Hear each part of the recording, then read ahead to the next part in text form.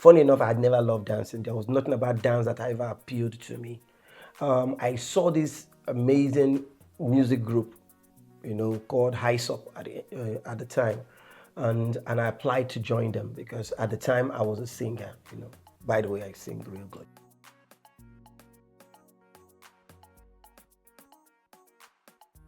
I think the dancers themselves need to wake up.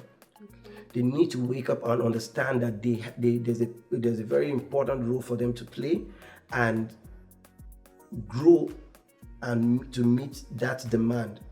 You understand? Because honestly speaking, you won't expect anybody to build your industry for you.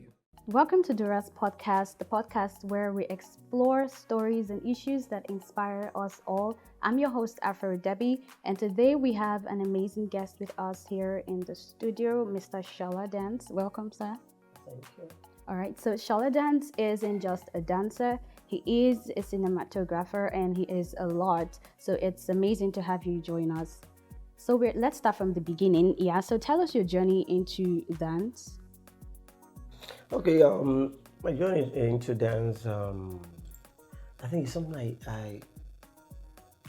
it's something that was born out of my personal philosophy of ensuring that I achieve the things I set my mind to do. I'm not going to tell you I'm one of those dancers that were born a dancer. I know some people will tell you I started dancing when I was a child. I didn't start dancing when I was a child. I think I started dancing from my SS3. So that's to tell you that I was way into my teenage age before I started dancing. So yeah, I never wanted to dance. Funny enough, I always wanted to sing. My journey into dance or in dance is not one I would say happens to be the regular stories we hear about dance. You always hear dancers say, I've always loved dancing. I danced right from when I was a child, and from my childhood, I've always loved dancing. Funny enough, I had never loved dancing. There was nothing about dance that ever appealed to me. I saw this amazing music group, called Hype at the time, and I applied to join them because at the time I was a singer. By the way, I sing real good. I'm kidding. Okay, so I applied to join them, and they told me they have a whole lot of male vocalists in the group, that they were looking forward to having females, but they have a dance group, that I could be part of the dance group so that when they finally need male vocalists, they could, easily reach me rather than me just going back home, you understand? Yes. And also that's how I joined the group. So I joined at the point of joining the group. Of course, for someone who you can imagine you joined a company to be probably a cleaner or a waiter or a janitor, and they made you a driver. You could tell from the onset that wasn't what I came for. So everything about dance was strange to me. I was like the worst in the group. From the very first rehearsal, I didn't even know what was going on. But as time went on, something about my personal philosophy kicked in, which was I ensure I'm good at anything I try to do or I'm doing. So at some point, the singing aspect wasn't calling me, and it felt like I was stuck with dance. So I had to make the most of dance. And anyway, by the way, within 2 years of being part of that group, I was their leader. So I grew in the ranks, and somehow it's a miracle. I picked from nowhere, and somehow I grew into this Shola dance that everybody seems to be talking about now. Wow, that's amazing. So next up is Port Harcourt. As I have noticed, we have a vibrant dance scene, but sometimes it feels like it's been overshadowed. So has there been any efforts that you've made to change the perception of dance here? Generally, if you are conversant with the Port Harcourt entertainment, you know that we are all striving. We are not yet there. Be it the musicians, the comedians, the actors, cinematography. Everything about this state is still at its infancy state. So we are all building. However, when it comes to dance is a bit unique in the way it has been approached over the years, because if you look at the picture, what's the picture you see when you say dancers? You believe that there must be a music, and dancers will be dancing to the music. So in other words, a dancer believes that without music is nothing. So it means that by that singular illustration, it means that every time there's a singer, there may just be a dancer behind. So it places the dancer at behind everything. If it's a movie they need dancers, it's more like the dance is not actually the thing they needed. It was the movie has its own story, and that's where it's going to, but you just needed dance to spice it up.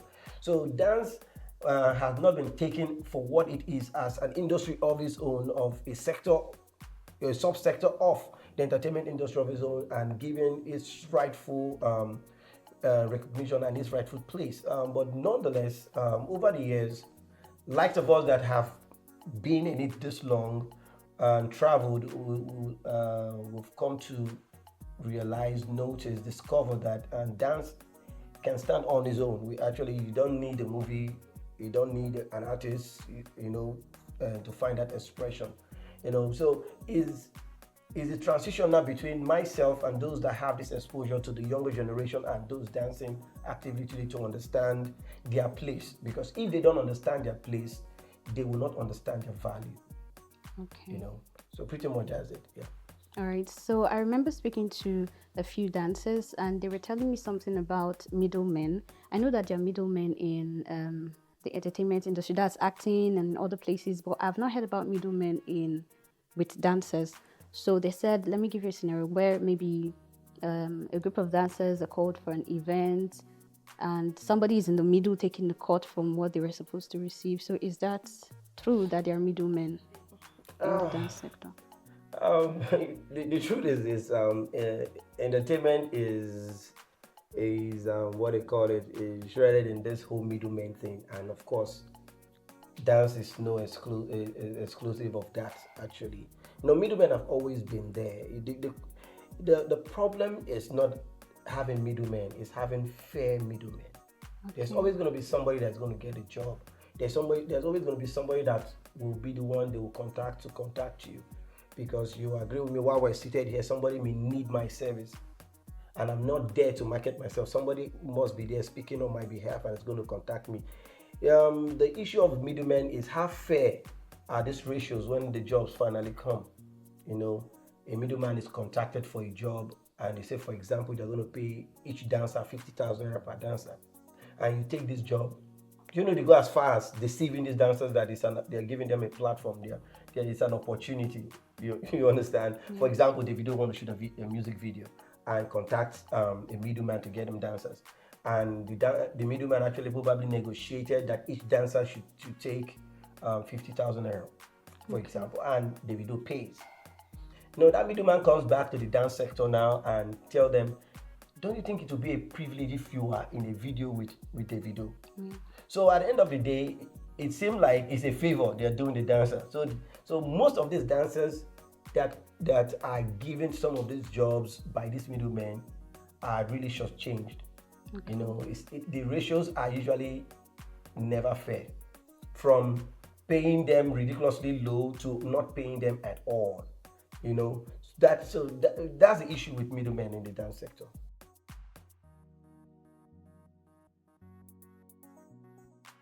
So as a dancer, balancing 9 to 5 and cinematography, so how have you been able to juggle all these commitments?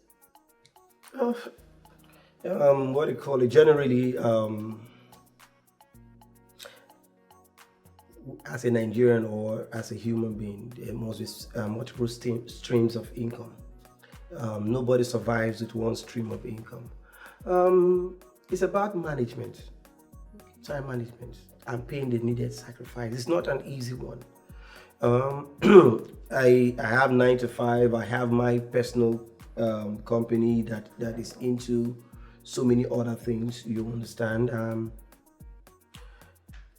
It's about the sacrifice. If I close 9 to 5, do I go home to sleep? No. At the moment that I end my 9 to 5s, another aspect of me kicks off immediately.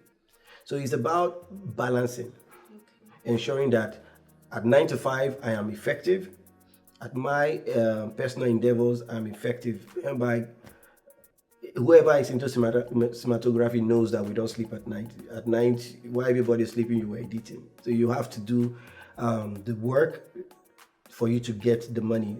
So the sacrifice is paramount in managing your multiple streams of income. All right, and on that note, what do you believe is the future of dance in Port Harcourt? Um, the future is really bright. There is a whole lot. Okay. Permit me to say I have a dance brand called Dance Icons, and it's arguably one of the biggest brands when it comes to events in Nigeria. Okay.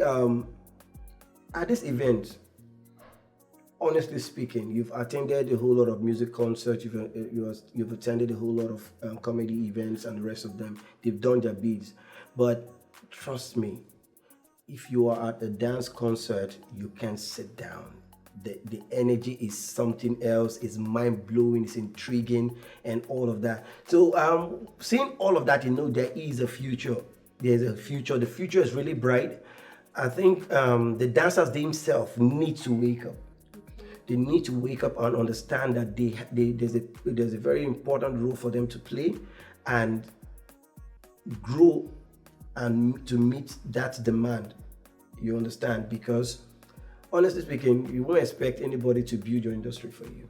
You understand? If you devalue yourself, everybody will devalue you. So it's for the dancers actually to realize that there's something that they stand for. There's a value they bring to the table. Value themselves, take it seriously, dish it out there to the people, and insist that they too are respected. It is till they come to that realization, that's when other sectors can respect also, and also accord them the recognition that they deserve, because no matter the sector you belong to, subsector you belong to in the entertainment sector, you deserve your flowers, But like we all know, there's no free lunch. Nobody's going to pick you from the gutter and ensure that you become successful. There are some basic things you need to do for yourself before other people can come in and encourage you. All right, so lastly, let's get a bit controversial. Some people argue that dance is not a real career. So how do you respond to that? What do you call it? When you say career, what does that even mean? Like dance is not something to focus and put energy. Yeah. Let's speak arrogantly. Let me speak arrogantly. I think I need to look at the camera when speaking arrogantly. It is about how successful you are in whatever you're doing. What they call it. My name is Shola Dance. I am not broke. There's a level of success you need to have for you to be able to say you are something. For example, let me go this way. You want to get married to a man's daughter, and you get there, you understand, and they ask what you do for a living. Do you know that if you drove a Rolls Royce down there, you can tell them you're a vulcanizer and nobody will care because you're successful? So pretty much that's what it is. Those that would say, oh, there's no real part in it, have not met likes of us. You understand? I have a whole lot of dancers that are doing amazingly well in this state. I have likes of C-Fly, we have likes of John David, we have likes of Oliver Emmanuel. These are people that their flight tickets trip in 1 month, my dear, you could almost imagine what that is, you understand, across the country, you understand. So it's about being successful. Once you're successful, people will respect that there's a career in it. But when you meet a whole lot of dancers, of course, you and I know that you've driven through the streets sometimes and see some of these dancers looking very degrading on the streets, so you could look at it like, what's that? But again, there are still others that are big, that have bought lands, built houses, bought cars, living really large. So of course, there is a huge career in dance. All right, so thank you, Shola Dance, for sharing such beautiful insights today. Now we know that River State has great potential for dances. And until next time, dear listeners, keep dancing and keep dreaming. And don't forget to like, share, and subscribe to Dura's Voice podcast for more beautiful videos like this. My name is Afro Debbie. Stay tuned.